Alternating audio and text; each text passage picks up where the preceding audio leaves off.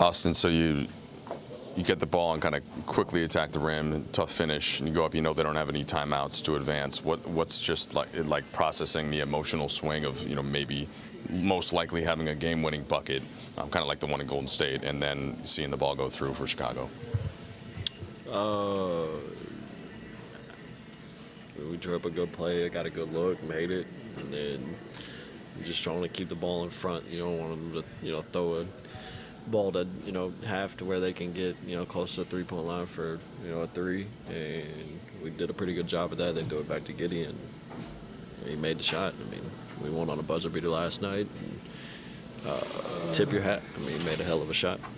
The replay showed your ankle rolls pretty good there. LeBron said this is just something they expect, though. They know you're tough as nails. But how do you mentally kind of and physically push through that to go out and still play after that kind of thing? You just want to be there for my teammates. It's not the first time I've rolled my ankle. Probably won't be the last. And I like playing. I like being in the game to be able to kind of control the game. And if I sit out with it, I can't play. Then I'm not able to control what I want to. So. Just try to forget about it and focus on trying to win. You've got Luka Doncic and LeBron James out there, and I don't know if the play was called specifically for you, like in that kind of a sense. What kind of continued confidence does that keep building as you continue on your career for plays like that?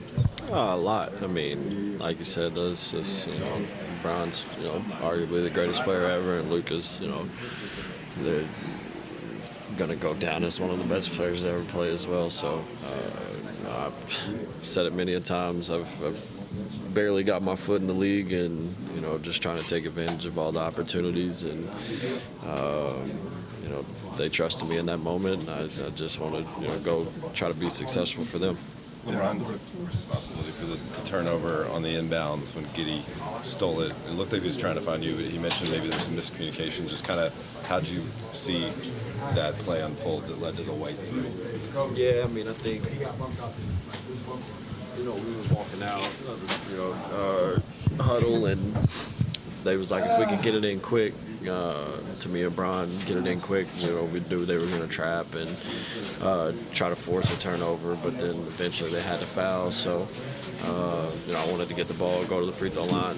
I think the miscommunication might have been I was trying to hold him off instead of popping to the ball.